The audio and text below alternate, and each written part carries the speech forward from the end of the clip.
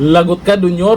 Marami pa raw ebidensya na ilalabas matungkol po dito sa mga nadeliveran ng ex-marines ng male-maletang pera.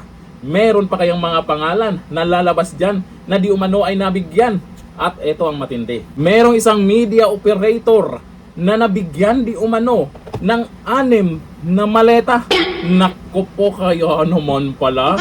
Ano kayang media yan? O bago yan, ito panoorin po natin ang video na di umano. Marami pang ebidensya. Ito. Ay, marami pa yan. Sinasabi lang, marami pa silang tinatago mga ebidensya, di ba? Kaya kung talagang ipatawag sila dyan sa investigation, ilalabas nila yon.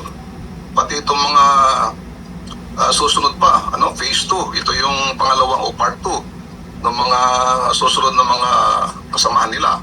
So marami pa raw mga sila ebidensya na kaya talagang expected mo talagang sisiraan sila, mamalitin sila o tataputin sila para hindi na sila lumabas. Ganon yon. So ako'y naniniwala na maski na ipitin sila, takutin o kung ano man, pagbantaan, ay lalabas at lalabas ang katotohanan dito at mapapanagot ang mga dapat managot sa matinding korupsyon na ito. Yan ang abangan natin sa part 2 kung kailan nila ilabas ang mga ebidensya. Malamang diskarte nila dito yung matinding ebidensya talaga ay ilalabas nila yan pag iniimbestigahan na dyan sa Senado. At kaya pala may ibang media dyan na hindi binabalita, lalo na to ngayon may ibang media na hindi binabalita ito. Ito, meron palang isang media operator di umano ang nabigyan o tumanggap ng 6 na maleta. Paldo. Ngayon dito sa balita ngayon, naglabas ng pahayag si Attorney Levy Baligod kaugnay ng kontrobersyal na affidavit ng 18 na dating sundalo na umano'y nagdedetalye ng cash deliveries sa ilang personalidad at opisyal. Sa isang panayam sa SMNI, bagamat hindi direktang pinangalanan, binanggit ni Baligod ang umano'y pagkakasangkot ng isang media operator na tumanggap ng malalaking halaga ng male-maletang pera. Sana all talaga. Kaya pala pag dating sa ganitong issue, tahimik yung media na yun. May idea na rin ako kung sino yung media na yun. At siyempre, hintayin po natin kung kailan nila banggitin yan. Huwag nating pangunahan. Ayon sa kanya, ito ang sabi, meron ngang isang media operator na nandiyan sa Timog. Alam nyo kung sino yun? Nasa Timog daw. Ang kanyang opisina sa President's Tower ba yan? Alam nyo kung sino yan? Merong isang nag-opisina dyan na 6 na maleta ang inakyat Nako, siyempre nabanggit nila dahil kasama po yan sa hawak nilang ebidensya na nabigyan di umano ng maletang pera. Dati, naririnig na natin yan na may mga media daw na nakatanggap ng ganyan. Kaya pag nagbalita na pabor sa kabila ay tahimik. Pero kung pabor sa kanila ay nag-iingay sila. Sino yung mga media ngayon or media na tahimik sa issue na to na mali-maletang pera tungkol dito sa 18 ex-marines?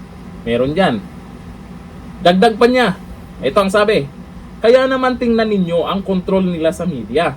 Nagsabi ka ng akusasyon laban sa administrasyon, sisirain ka kagad. Mas maganda sana na sagutin nila yung akusasyon, masyado nilang binalasubas yung public discourse.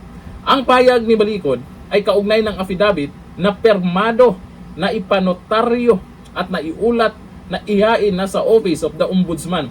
Yun nga lang, yung pangalan ni Remulla nandun din daw male-maletang pera.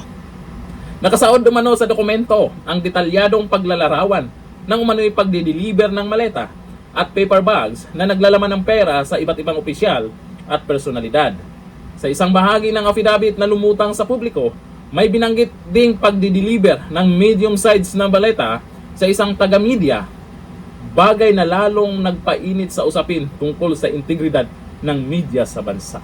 Kasi napapansin ko, ang unang nagbalita agad dito sa lumantad na ex-marines, hindi dapat baliwalain yan mga bayani nating sundalo yan, naglakas loob na isiwalat yan. Binalita agad ng SMN na yan.